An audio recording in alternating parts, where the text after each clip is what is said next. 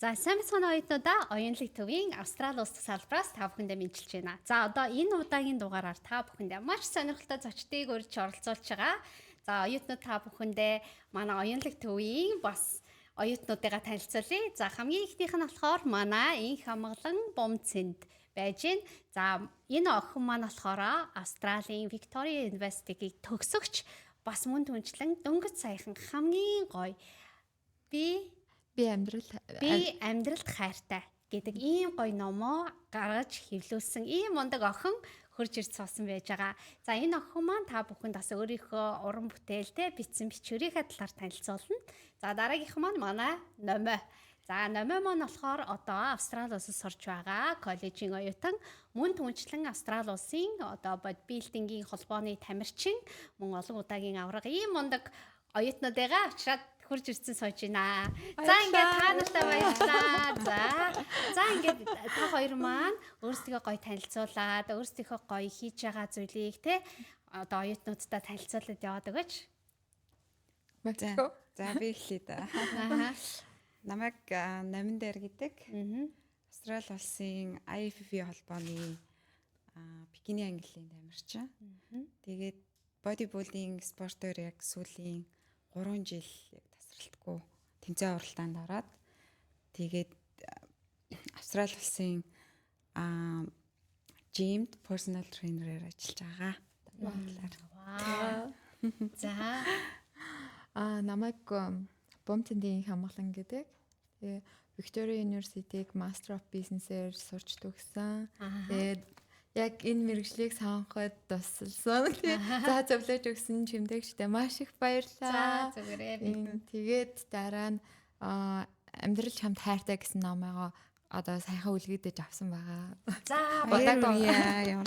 Баярлалаа. За тэр ном нь болохоор одоо юуны талаар байсан бэ? Би болохоор яг нөгөө чамайг номоо гаргалаа гэж постлох үед чи би айгүй их ингээл баярлаж хүлээж авсан. Яг л би бас өөрөө ингээд ном зам бичдэг. Гэхдээ би бол за би ч болохоор зүгээр ингээд дример хүн болохоор те нэг юм хайр сэтгэл мэтгэлийн тухай ном зомн дуртай. Тэнгүү чинийх ингээ харсан чи oh my god те амьдрал чамд хайртай. Тэнгүүтээ доторх контентыг ингээл чи яриад яасан чи надад бас үнэхээр сонирхолтой санагдсан. Тэрнийхээ талаар нэг жоохон товчин хөөхтөд маань танилцуулж өгөөч. Баярлаа. Үнэхээр гоё хүлээж авсан тань үнэхээр их баярлаа. Тэгээ үргэлж чин сэтгэлээсээ хандаж намайг тусал дэмждэг тэстэй их баярлаг шүү. Таны хоёр ч номыг уншсан. Хоёулаа маш гоё ном байсан. Амар сонирхолтой англи хэлээр боловч тэг бүр үнэхээр шимтэж уншижсэн. Миний ном болохоор бичсэн ном болохоор яг хуу хөний хөгжил тэгээ дээрэс нь юутай хоол унд одоо бидний гормоны өөрчлөлт, стресс, тэгээ өдөр тутмын амьдралын хэв маяг биднэрт одоо яаж нөлөөлдөг талаар ерөнхийдөө бичсэн байгаа. Бид нар чи хэвчлэн яагаад энэ талаар бичих басан бэ гэхээр би нөгөө их сургууль сураад тэгээ дараа нь ингээд өөрийн мэдлгүй амар өөрийгөө шахацсан байснаа ингээд сүлд нь ингээд ухаарад тэгээ жоохон ингээ гормон өөрчлөгдөө, депресстэй. Тэгээд нөгөө ер нь ингээ хүн чинь өөрийгөө нэг биш болоод байхаа анзаархлаарэ одоо яг юунаас ус юм бэ гэдгийг судалж эхэлт юм байна. Тэгээл хүүхэд төрүүлснээс хойш ингээд юу ягааг айгүй их өөрчлөлттэй байгаад исэн. Тэгээл сэтгэл зүйн номнууд, янз бүрийн номнууд их уншдаг байсан. Тэгээл манай ээж аав ч гэсэндээ ер нь анзаараад байгаа байхгүй намайг нэг л биш байна гэдгийг ерөөсөө анзаараад тэгэл тэр судалсны үндсэн дээр ерөөсөө би ганцхан юмнаас ерөөсөө болж миний сэтгэл санаа ингэж депресстэй хүн байна. Маш олон зүйл ингээд гадаад орчин бүх зүйлүүд ингэж нөлөөлсөн болохоор би ингээд депресс юм байна гэдгийг маш сайн ойлгож авсан. Тэр нь зүгээр эсийн төвшнөөс ахгуулаад би судалж эхэлсэн. Эс тарих гэдэстэй хүний бие махбодын талаар бүх юмны талаар ингээд судалж мэдсэн. Яг би өөрөө нөгөө нэг яг мэрэгжлийн эмч хүн биш болохоор надад бүр нөгөө нэг ах бүх тэр нөгөө эс молекул тэр атом үз биеийн бүх нөгөө тэр органик хими элементүүдийг ингээд судлахад амар их цаг зав зарцуулж байсан. Тэгээд тэрийг болохоор яг тэгээд судалгаан дээр тийм учраас тэрийгээ судалгаан дээр ингээд хийсэн шүү гэдгийг одоо маш сайн тайлбарлаж байна. Танилцуулж байна тий. Үстэ. Тэгэхээр бол харин тэг хүний биеийг би одоо яагаад та хоёрыг хоёулангийн чинь зэрэг юу яасан бэ гэхээр та хоёр угаасаа ингээл хүний биеийг судалдаг хоёр хүн те. Тэ нэг нь болохоор одоо те гормоны, стрессинг, те эмэгтэй хүн гэсэн талаас нь гэтэл одоо манай номоо болохоор те энэ гоо сайхан бие бялдрыг хэрхэн яаж бий болгох вэ те. Бас өөрөө бол маш амжилттай ийм гоё тамирчин болсон. За мэдээ хизээс ахуулаад ер нь энэ спортоор хичээлж эхэлсэн бэ гэжтэй тэр талаараа гоё ярьж өгөөч. Анх 2017 онд танаа байгууллагаар ирээд тэгээд оюутан болоод ингээд чимдээгчийн оюулаг төвөөр ирээд эхлээд бизнесээр сурж эхэлсэн. Тэгэн гутаа ерөөсөө л энэ миний явах ёстой юу? Ерөөсөө биш байна. Зам биш байна гэж өөрийгөө бодоод тэг өөрөө ч бас ер нь бол ингээл фитнесийг айгүй их жоохон багаар сонирхоод эхэлсэн л дээ. Тэгээд 2018 оны үед өөрөө ер нь ганцаараа хичээлж эхлээд тэгээд ганцаараа хичээлж явсан чи ерөөсөө л нэг болж өгөхгүй болоод тахаар нь 2019 оноос эхлээд онлайнаар багш аваад тэгээд онлайнаар багштай яг хичээлж эхлээд тэгээд 2020 оноос эхлээд за ингээд багштай яваад эхэлж байгаа юм чи өөрөө ингээд би маань өөрчлөгдөд ирнэ. Тэгэн гутаа би за ер нь бол ингээд дараагийн шатны юм руу нэг өсчээ да гэж бодоод тэгэн гутаа за ер нь яагаад би ингээд сонирхогчийн төвшөнд ингээд тэмцээнд орж болохгүй гэж бодоод 2021 онд яг хамгийн анхны тэмцээнд орсон байт. Тэгээд тэмцээндээ ороод ерөөсөө л тэмцээнд орох болгондоо өөрийгөө маш ингээд ялсан мэдрэмж аваад ерөөсөө л би энэтэй айгу холбоотой байна гэж бодож эхлээл. Тэгэн гутаа бас тэмцээнд орсноос тэмцээний дунд яваад хар чи хүн чинь бас айгүй их алднаа. Юугаараа алдах вэ гэхээр нөгөө хоолн дээр алдна. Заримдаа нөгөө одоо манай бомб их хамгаалаа. Их хамгаалангийн маань хийснээр бас нөгөө сэтгэл зүйч гэдэг юм уу? Энд айгу сэтгэл зүйн спорт шүү дээ. Ер нь бол яг тасглаа бол хийгээлээдэг сэтгэл зүй юм муу ах юм бол ерөөсөө за худлаа шүү гэсэн үг байхгүй юм. Цэвэр өөртөөгөө тэмцдэг спортын нэг гэж биелэх гээд байна. Тэгэл ер нь яг тасралтгүй яг 3 жил энэ спортоор хичээллээд энэ спортоор тэмцээнд ороод одоо яг ингээд мэргэжлийн тамирчин болсон байна да. Одоо тэгээд саяхан нөгөө гаргасан амжилтууд нь болохоор түрүүн хэлсэн билүү? Хэлээг баг. Тий, ямар одоо амжилтнуудад гаргасан байгаа лээ. Австралиг ер нь төлөөлж гинөө, Монгол улсаа төлөөлж гинөө. Эхлээд анх 20 оноос бол би яг Монгол улсаа төлөөлөөд Австралийн ер нь ихэнх холбооны тэмцээнийг дуусгасан. Тий, тэгээд явж исэн чинь нодлон за би яг энэ яг миний хамгийн сүүлийн одоо тэмцээн гэж бодож исэн. 11 сард тэгсэн чинь IFFP холбооноос шууд уг нь би IFFP-ны холбооны тэмцээнд ороод бас төрүүлсэн байсан. Гэтэ яг мэргэжлийн ангилалт нь биш байхгүй юу? Одоо тэр чинь ангилал болгон дотроо өөр жишээлбэл сонирхогчд байна. Анх удаа орсных эсвэл хоёр дахь удаага тэмцээнд орж байгаа ч гэдэг ч юм уу. Тим ангиллууд идэг. Тэгэн гутаа за чи манай холбоог төлөөлөөд ерөөсөө дэлхийн аврагт явах уу гэдэг саналыг шууд надад тавьсан. Тэгээд амар гайхаад юу илээ гэж бодоод тэгснээ гэр бүлийнхаа хүнтэйгээ яриад ээж авдаа хэлсэн чинь айгуу гоёр хүлээж аваад тэгээд за чи ингээд Монголын өмнөөс биш Австралийн өмнөөс яваараа гэд шууд энэ 8 сард тэгээд өмнө нь бол 8 сараас өмнө бол Монголын нэрийн өмнөөс л тэмцээнд ордог гэсэн чи одоо Австрали улсын нэрийн өмнөөс яг дэлхийн аврагт 8 сард яваад ирсэн. Тэгээд 2 дугаар байр эзэлсэн. За супер баярлалаа. Дэлхийн хэмжээний тэмцээч тий. Вау, ста мундаг байна. За тэгэхээр бол одоо Австрали улсад сурж байгаа оюутнуудын маань хувьд бол тий хурж ирээд сурахынхаа хажуугаар бас бидний амьдрал явуулж идэг. Хүүхэд гарган төрөн те бид нар чинь за тэгэнгүүтээ төрлөө депресд орлоо за одоо турмаар санагдана бас те депресд орохоор чинь хүн чинь таргалаад л тест сонирн болол юу яаж тийм штэ тэгэхээр одоо энэ хүмүүс та хоёрын зүгээс ер нь бол энэ одоо ээжүүд ч юм уу те эмэгтэйчүүд байж байгаа чинь одоо би ингээл бас жоохон Тэ орой өдөшгүй суугаал одоо виза оруулаад тэ. За тэгэл гингүүт би шууд харгалж эхэлдэг байхгүй. Тэгэхээр одоо ийдгээр байгаа хүмүүс тэ ингээд чи энэ чи амар толгомцсон асуудал ч тэ.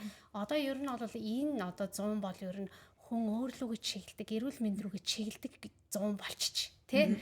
Одоо тийм амар юу байжсэнс одоо хүнийг ингээ зүгээр харахад л тэ оо намаа энэ ста нэр амар тэ өөрийгөө үнэхээр ялсан тэ ийм гоё харагдчихээн тэ. За энэ одоо чи одоо амжилтанд хүрэхин тулд яавч гэдэг юм уу тэ. Тэгэхээр чи хүний одоо хүнд хэцүү бэрхшээл тулгарх мөч болгонд тэ эмэгтэйчүүд ер нь яаж даван гарах ёстой байдгийг. За энэ талаараа ер нь та хоёр энэ манай оюутнуудад нэг зөвлөгөө өгвөл юу гэж зөвлөх вэ? За би маш олон эмэгтэйчүүдтэй яг сүүлийн одоо ингээд хүнд хичээл авах гээд би яг шууд тэмцээнд ороод хүнд хичээл орж эхлэегүй л дээ. За Өөрөө айгу судалсан, өөрөө айгу алдсан. Тэгэхээр өөрийгөө айгу голоол хийсэн. Тэгээд яг өөрөө яг бас мэрэгжлийн хоол зүйч биш учраас өөрөө бас мэрэгжлийн сэтгэл зүйч биш учраас маш их уншиж судалж за хүн ер нь яхаараа таргалдیں۔ Яхаараа хоолндоо фтэдтэй болдیں۔ Тэ яхаараа л ер нь хамаг юм ер нь юутай холбоотой байгаа юм бэ гэдгийг судалж эхэлсэн. Тэр нь өөрөөсөө хэлсэн байхгүй юу? Яг тэгэхээр тэмцээний дараа айгүй их ингээл маш урт хугацаагаар айгүй их ингээл дайет барайл тийм гутаа бие амар их зоодсон байгаа байхгүй юу? Тийм гутаа амар тэмцээний дараа амар хийцснээ буцаж хүсийгөөл. Ерөөсөө л яаж ингэж уучраа болохгүй яваал гэсэн. Тэгжээснээ яг 2 жилийн өмнөөс маш их судалгаа, маш их одоо хүмүүсийн хичээл янз бүрийн одоо судалгааг бүр маш ихээр хийсэн би. Тэгэл судлал хийсэн чи ерөөсөө л цэвэр хоолтой холбоотой юм лээ. Ер нь бол хоолыг ерөөсөө өглөө босоод яг та яг өөрөө юу идэх вэ гэдгээс чинь шалтгаалаад таны баг энэ сэтгэл зүй таны одоо тэр өдрийн мөдөж хүртэл яг тэр өглөөний хоолтой холбоотой байна. Тэрийг би бүр анх ингээд олж мэдчихээд юу вэ гэж бодож байгаа юм чинь нэрэ гэж үгээд тэгээ өглөө та яг юу идчихин яг л тэр өдөр чи яг тийм байна. Тэр сэтгэл зүй чинь ч тийм байна. Хоолнд хандах хандлага идэх аппетитний хувьд ч хүртэл яг тийм байна. Тэгэхээр ерөөсөө л цэвэр хоолтой байд юм байна. Бас цэвэр бас ингээ удаан гэртээ ингээд суудсан эмэгтэй хүмүүстэй зөндөө ажиллаж исэн. Тэр хүмүүс маань гаднах орчин одоо харилцаа энэ төр байхгүй. Өөрсдийгөө мэдээж эмэгтэй хүн төрсэн юм чинь төрөн гэдэг чинь маш том ажил шүү дээ. Тийм шүү дээ. Тэгэхээр хүний бие организм айгүй их өөрчлөгдөн, тэрэндээ айгүй их стресстэй санаа зовж, тэрнээс олж айгүй их болохгүй юм мэдэн тий. Тэгэл ерөөсөө буцаал хоол руу орж байгаа байхгүй. Тэгээ бас нэгдүгээр хоолны сонголтууд байгаа, хоёрдугаар ерөөсөө цэвэр сэтгэл зүй бас байгаа байхгүй. Тэгээд сэтгэл зүй нь бас буцаад хоол руу орчод байгаа байхгүй. Яг та яг юу идчихин тэр сэтгэл зүй чинь дахиад яг тэр эцсийн юмтай чи адилхан л байна гэсэн. Айгуу сайн.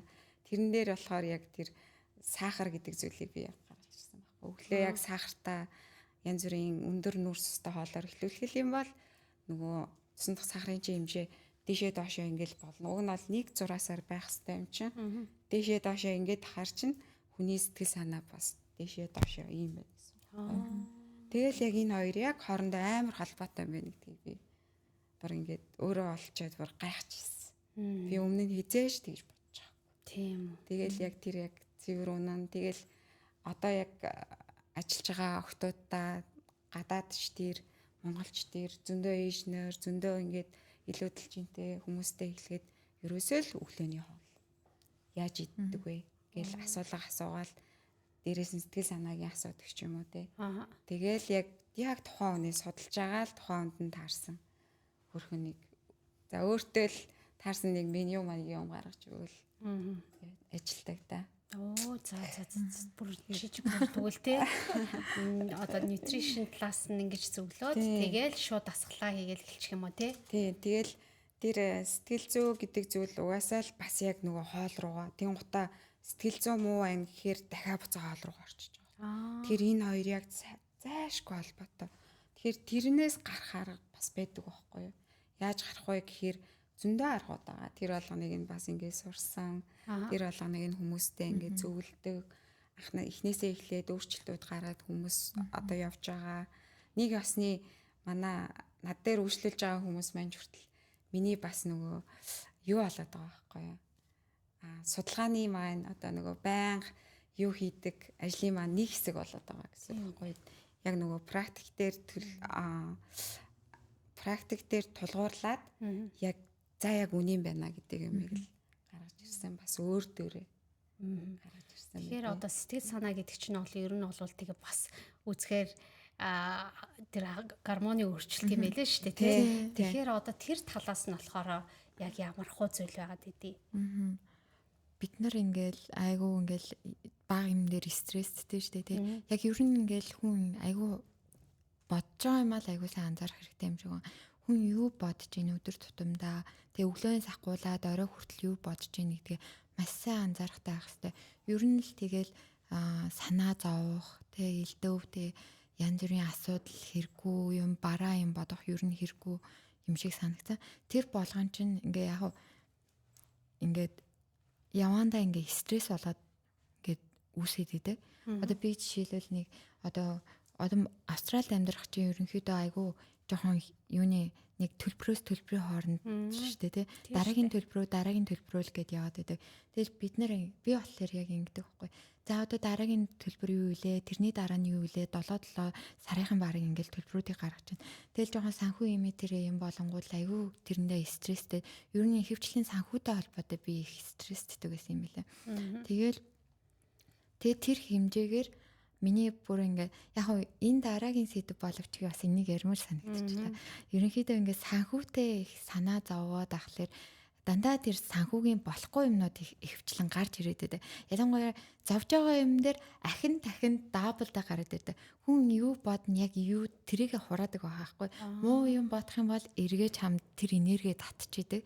Тэгээд яг гормон дээр ярих юм бол гормон дээр одоо бид нар ингээд жоохон бараа, стресстэй юм бодонгууд шууд кортизол, адреналин гэсэн гормонууд ялгараад тэгээд тэд нар болохоор ингээд одоо энэ хүн ингээ амар төгшүүртэй bay шүү гэдгийг ингээд сануулад байдаг. Тэнгүүд тэрийг ингээд доошо тавьж явуулж чадахгүй л ах юм бол стресстэй үед ингээ хоол идэхлээр тэр хоол нь ерөөсөө бидний бие махбодод шимт хижээл болж очихгүй.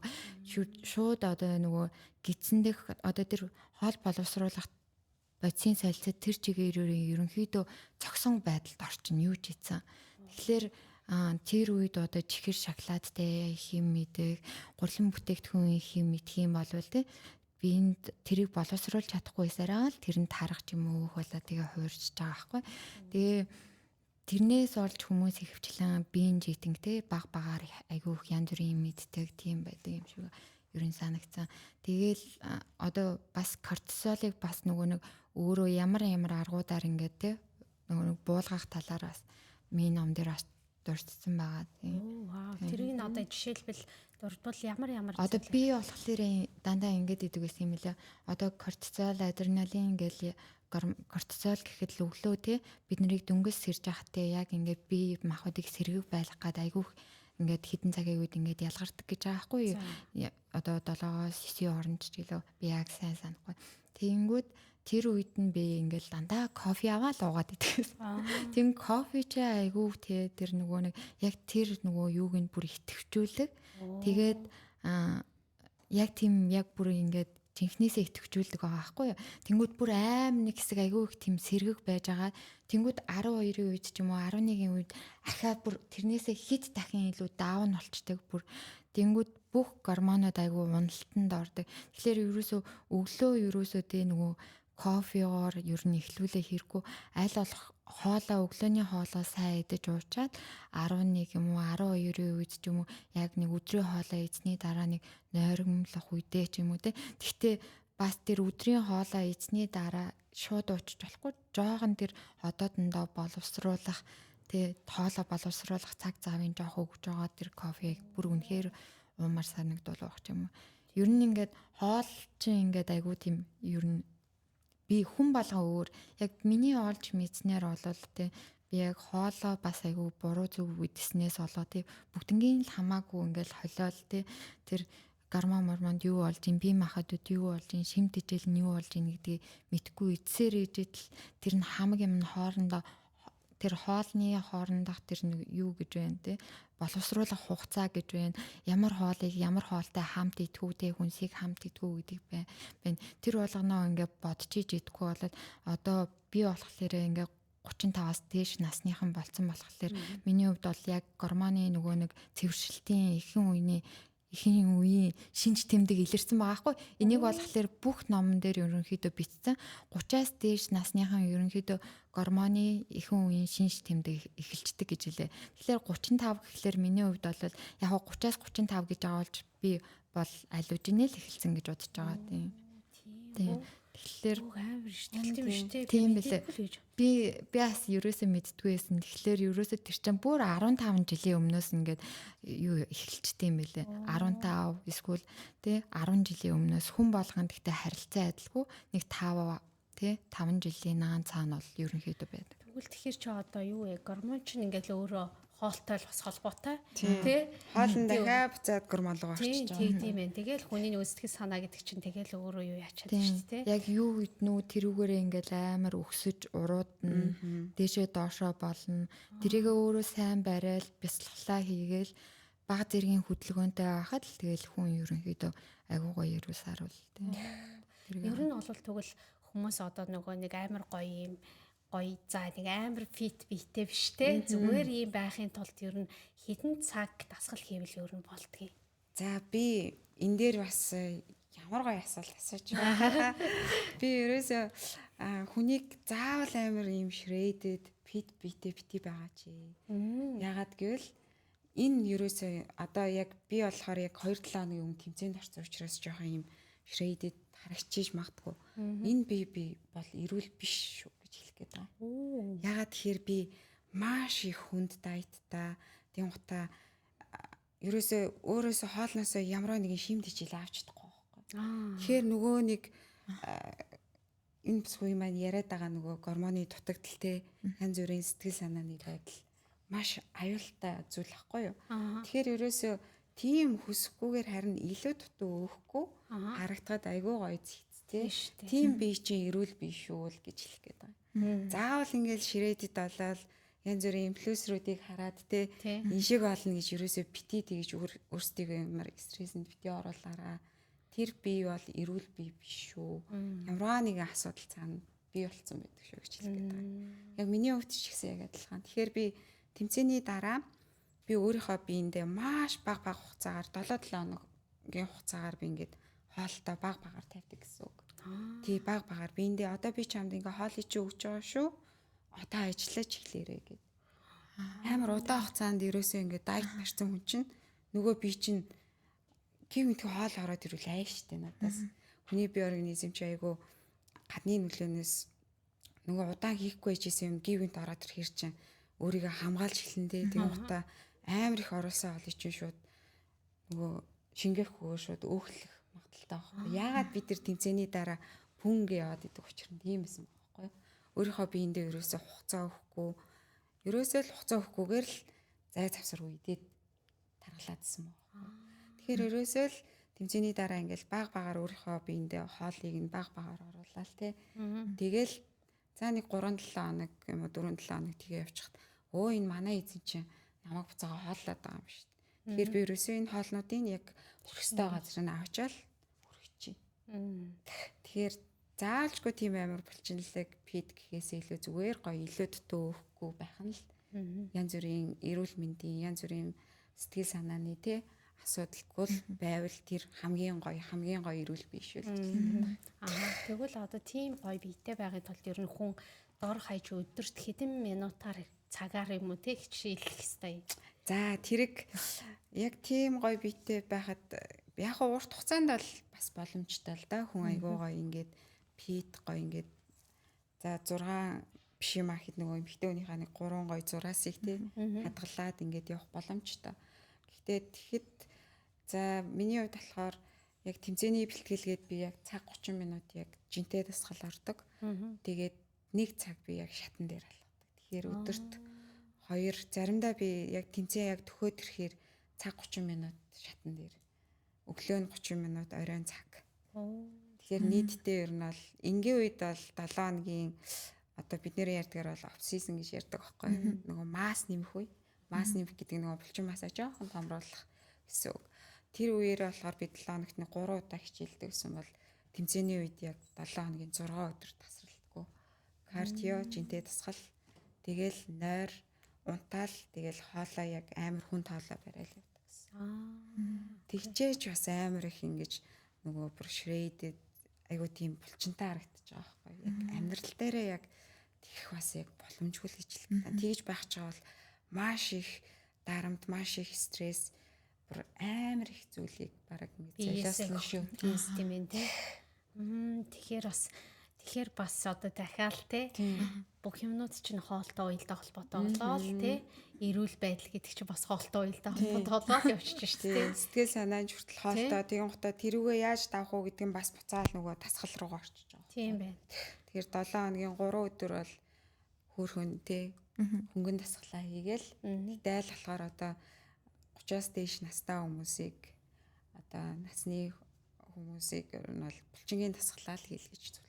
Дан ганц кардио гэхээс илүү булчингийн дасгал хийжээч тэр тухайн хүний бодисын солилцоо гэдэг юм чинь маш хурдан байна тий. Булчин мас том bijээж. За тэгжээж булчин мас том bijээж хүний одоо хөшрөлт гэдэг зүйл байхгүй болно. Хүн ерөөсөө айгүй. Тэгэхээр нөгөө кардио дасгал хийгээд тахаар ерөөсөө нөгөө булчин чи ажиллаулдаг байхгүй. Ялгаан тэр. Тэр хоёрыг харин хослуулчих юм бол хамгийн бест гэсэн үг байхгүй. Тэгэхээр дан ганц бити кардиогоор дагнараа кардио гэдэг нь одоо зам дээр алхах ч юм уу.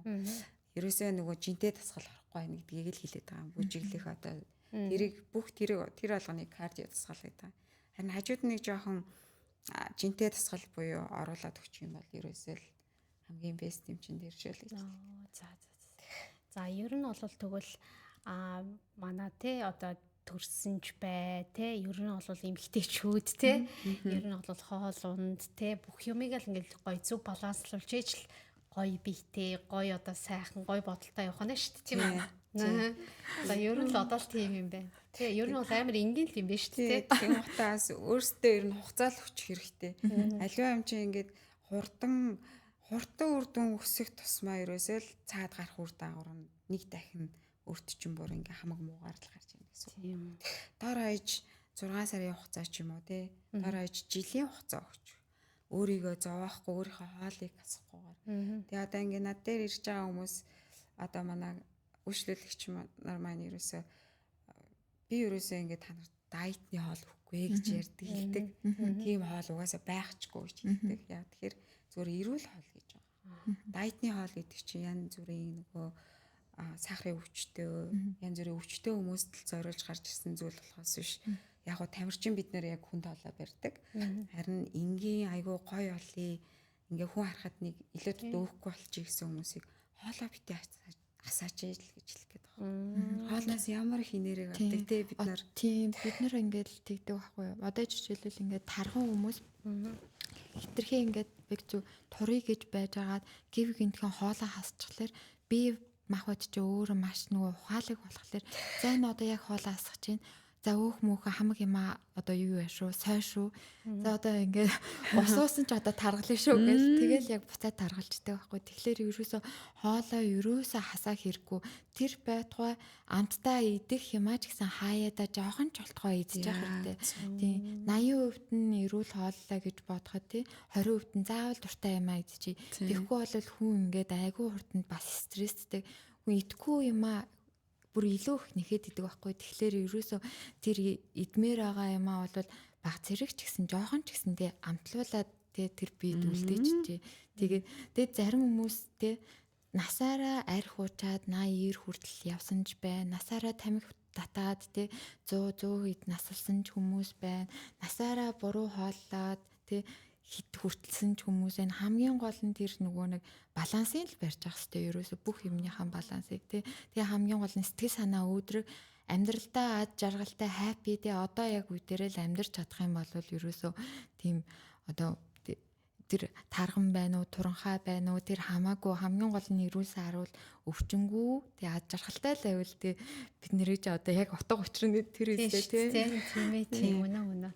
Тэгээ өглөөний хоолны талаар түрүү ярьсан. За тэгэхээр нөгөө өглөөний хоолн дээр бол тэр кофе, мофи болвол тийм байд юм бэ шүү гэж ойлгосон тий.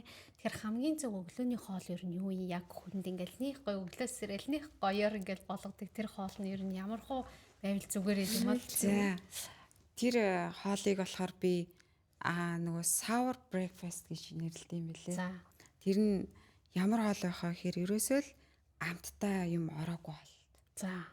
Ерөөсөө тэр нь юу вэ гэхээр амттай зүйл гэдэг зүйл чинь одоо гаднаас орж ирж байгаа чихэр байна тий. За дээрээс нь нөгөө жимснүүд маань байна. Жимсний смутиг айгу ирүүлгээд байгаа хүмүүсээс сонсороо энийг.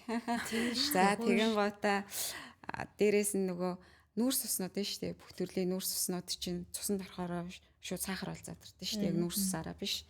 Тэгэхээр ерөөсөө эднэрээ бодно гэсэн. Тэр sour гэхээр юу хэлээд байгаа юм гэхээр за жишээлбэл би талхаа идчих гэж зөвлөдөг. Талхан дээр нь за sourdough bread гэж болно те эсвэл бүхэл бүрийн талах байж болно. Тэгэн гутаа хоёр өндгөө шарчих. Тэгэн гутаа хажуудаа өндөг буюу одоо уурга авчих те. Хоёр талах чинь нөгөө sour нүүрсэн нь шүү дээ. За нөгөө авокадо буюу тосоо авчих. За тэгэн гутаа дахиад жоохон өсгөх гээд байгаа л уурга буюу одоо chicken ham ч юм уу одоо жоохон махнымч тий. Тэгээ хажууд нь жоохон ногоогоо тавьчих. Тэгээл өглөөний цагаа авчих. Тэгэхэд л ерөөсөө тэр өдөр чинь за ерөөсөө оройн бараг тэр нөгөө зайрам гитэх гээд идэх хүмүүс итгээ бэлдсэн байдаг байхгүй. Оо тийм. Ялгаан тэр гэсэн. Би ч одоо орой жоохон болохоор л ёо идэх чихэрчг латте мэдгээсэн гэл одоо тэр ер нь юуных юм бол тэр юуныхоо гэхээр яг л өглөөний хоолтой. Яагаад тэгэхээр өглөөний хоолн дээр зарим хүмүүс одоо хүмүүс юу гэдгийг те манай зарим клиент багш би ингээд юу жимсний шүүс учаа явчихдаг смути учаа явчихдаг. Яг үнэ. Би бас тэгсэн чинь би нөгөө хилээд байгаа штэ.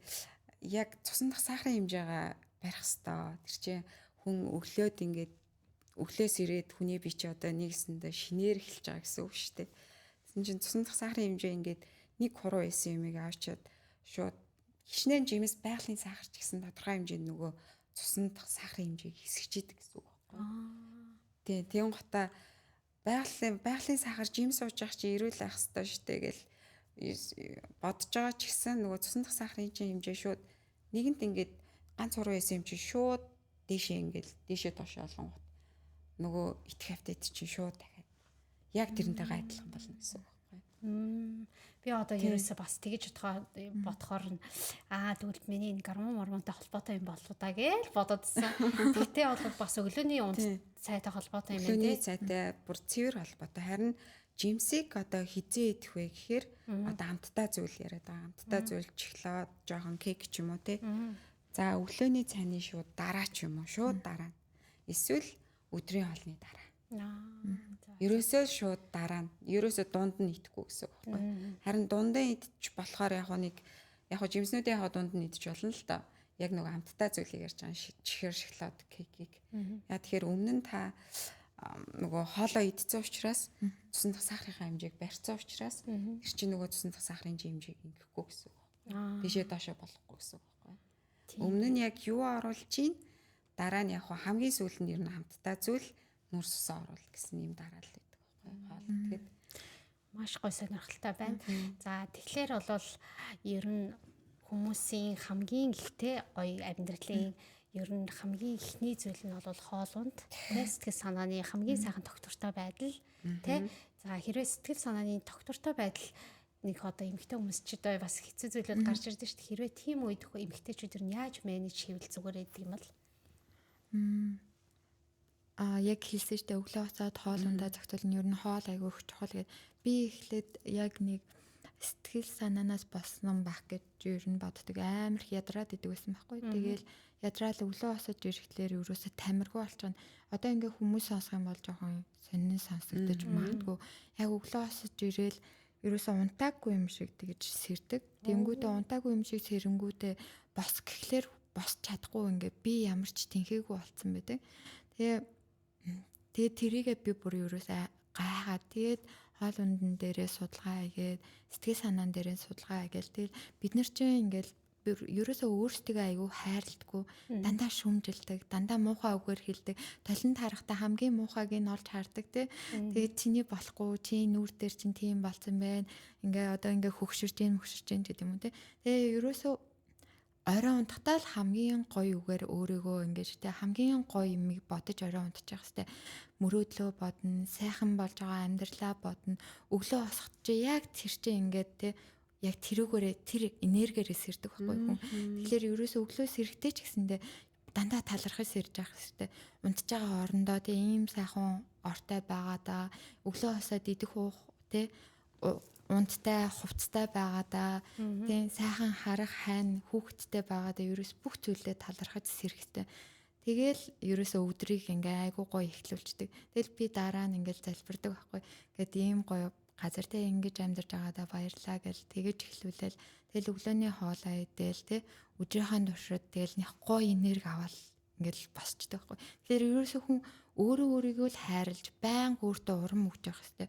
Тэр чинь ерөөсөө л тэр хүн одоо тий би одоо өдөр болгон тэр цаг мөч болгоноосоо enjoy явж гин гэсэн үг байхгүй. Тэгвэл тэгэл муухай юм хараад тий гадаа харсан ч нэг бүрхэг өдөр авах юм бол сэтгэл санаа докторгүй байгаал тэгэл нэг хэцүү мэдээ хараал тий амьдрал ямар хэцүү юм бэ гэж хэцүү болгоныг хараад байх юм бол ерөөсөө амьдрал ерөөсөө сайхан болохгүй. Тэгэхээр ерөөс дандаа сайхан болгоныг харж өөрийнхөө тий юм болгоныг сайхан мөрөөдөж авах юм бол мөрөөдлөө байнга сайхан юм мөрөөдөд ахад мөрөөдөлч гэсэн мэ гэж чам дээр ирдэг юм байлээ. Тэгэхээр ерөөсөө тийм зүгээр л тэр сайхан тэр сэтгэл чинь ерөөсөө тэр энергитэй ерөөсөө дэлхийн тэр таталцлын хуулиар бол чанд бүх юм чи өгч идэг. Тэгэхээр хүн ямар бодолтой байна уу? Чи юунд ингээд анхаарлаа хандуулж ийн үү гэдэг чинь л ерөөсөө яг тэр эргээд тэр юмыг ингээд чамд ингээд буцаагаад ерөөсөө өгдөг юм байна гэдгийг бүр сүүлийн яг 7-8 жил бол бүр өстэй хангалттай ойлгож авсан. Вау. Яа, за сто гоё. Нэх гоё болчлаа. За тэгэхээр тий сто гоё үгт байд. За тэгэхээр оюутнууд минь хэрвээ та бүхэн те одоо өөртөө хайртай байгаад те за тэрний талаар амьдрал чамд хайртай гэдэг номыг нь уншаад те уншмаар байгаа бол манай инх хамгаалангийн номыг авч уншаарай. Одоо тэгээд интер номд байж байгаа. За тэгээд бас өөрийнхөө биеийг түүнийхээ хажуугаар ингээ хоол хүнсдийнх нь юутайгаа түүнээсээ те яг одоо би өөрөө акшн хийх юм бол манай номинтой уулзахад болохоор ном маань болохоор яг л те та бүхнийг ингээд дасгалжуулаад те яг зөв хооллоод яаж ямар хөдөлгөөн хөдөлгөөн хийх үү гэдгийг маань харуулчих нь байна. Тэгэхээр яагаад энэ хоёр зочныг хамтд нь урьсан бэ гэхээр яг л нэг зүйл байгааз эхлээд нь бол тэр номоо уншчих гэдэг. За ингээд хүн те гой бодлогоо сайхан ийм гой өөдрөг гой мөрөөдөлтөй болчих нь шүү. За тэгэнгүүтээ дараа нь хүмүүс маань акшн хийж эхэлнэ. За энэ маань акшн хийх хүмүүс маань энд байж. Тэгэхээр оюутнуудаа за ийм гоё өнөөдөр подкастт маань орж ирээд те ийм гоё мэдээллүүдийг өгсөн хоёр оюутандаа та хоёртаа маш их баярлалаа. Тэгээд бас маш олон оюутнуудад ийм гоё өөрийнхөө экспириенсийг судалгааг ингээд гаргаж өгөөд те ийм гоё ном бичсэнд маш их баярлалаа. За бас те миний бол маш амжилттай сурч ажиллаж те одоо бүр цаашдаа ингээд бүр Австралийн ийм гоё талант болж шít тийм үстэй. Тэгэхээр маш их бахархаж байна оюутнууд та бүхнээрээ. Тэ Австралид бол хүмүүс хурж ирээл за Австрал бол хэцүү шүү дээ амьдрахад хэцүү. Түүний хажууд бас гэрэл хийгээтэй маш гоё зүйлүүд байсаар байна те. Гэхдээ энэ зүйл маань хүмүүс өөрсдөө хичээвэл тэр сайхан бодлороо тий тэгэл тэр хоол хүнсээрээ удирдах хүрээд ирэхэд болох нь шүү дээ дасгал хөдөлгөөнөө тий зөв тохируулахад л болох нь гэсэн үг.